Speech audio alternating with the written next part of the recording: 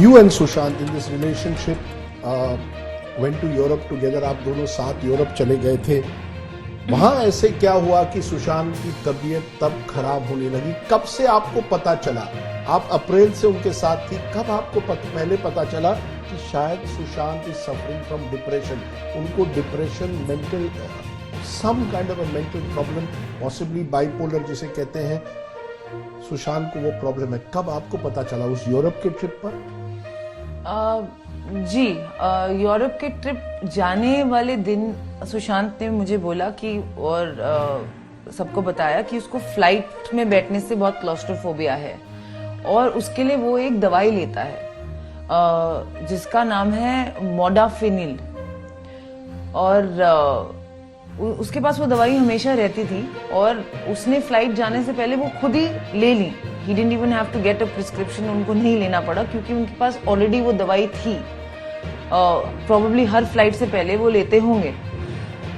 और वहां पहुंच के पहले हम पेरिस लैंड हुए. वहां 3 दिन हम लोग वो सुशांत रूम से नहीं निकला, जो मुझे काफी लगा कि क्या हुआ.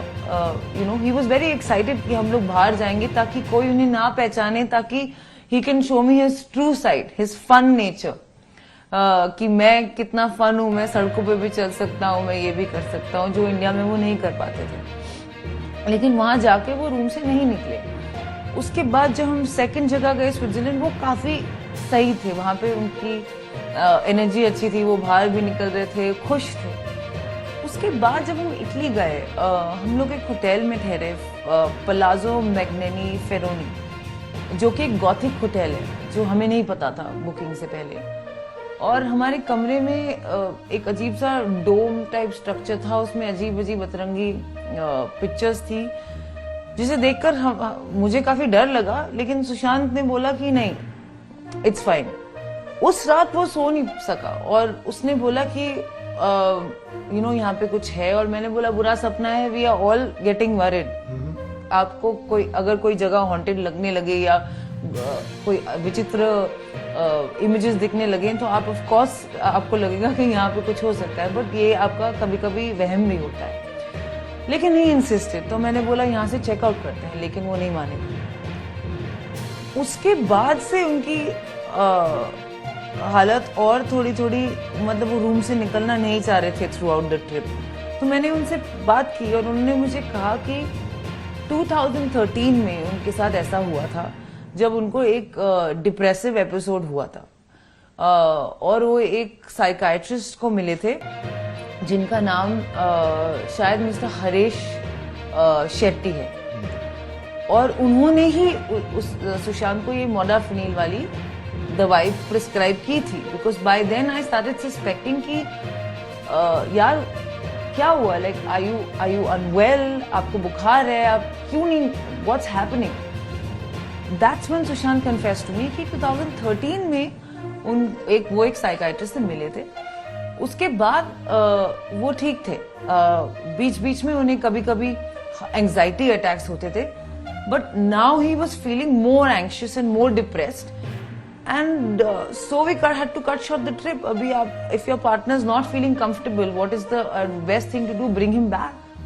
Cut short the trip. The trip had your brother, आपके भाई शौबिक आपके साथ आए थे. Any particular reason? Here are two people in love. आप दोनों एक दूसरे के प्रेमी हैं. आप यूरोप जा रहे हैं साथ में, आप अपने भाई शौबिक को भी लेकर जाते हैं. जी, एक्चुअली शोविक और सुशांत के बीच में भी काफी प्रेम था. कभी कभी हम लोग जोक करते थे कि शोविक ही मेरी सौतन है. मुझे क्या पता था इतनी सारी अब आके खड़ी हो जाएंगी, उस वक्त पता नहीं कहाँ थे. तो शोविक, सुशांत और मेरी साथ में एक कंपनी फॉर्म हुई थी राइट बिफोर द ट्रिप, जिस कंपनी का नाम था रियलिटिक्स. RHEALITYX. तो इससे क्वाइट ऑब्वियस ही होगा कि सुशांत शायद मुझे थोड़ा लाइक ही करता होगा कि उसने अपनी ड्रीम प्रोजेक्ट आर्टिफिशियल इंटेलिजेंस की कंपनी को मेरे नाम के साथ जोड़ा होगा. या ये भी मैंने उन्हें फोर्स किया होगा, ये एलिगेशन शायद लग जाए मेरे पे आगे जाके. इस कंपनी में मैं, मेरा भाई और सुशांत तीनों बराबर के पार्टनर्स हैं.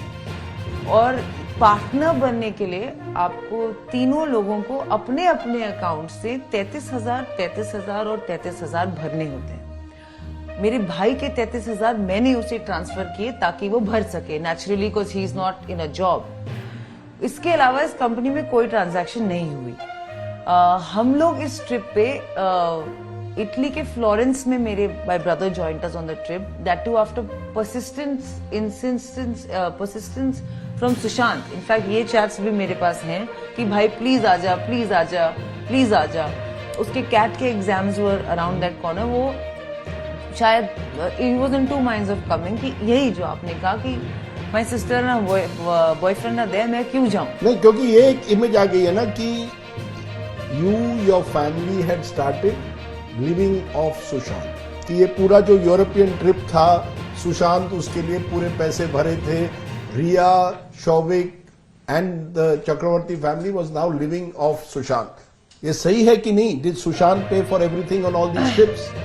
No, actually on this trip Paris में मेरा एक शूट था एक कंपनी के साथ, शियन, जो कि एक क्लोथिंग वेयर है, उनका एक फैशन शो था।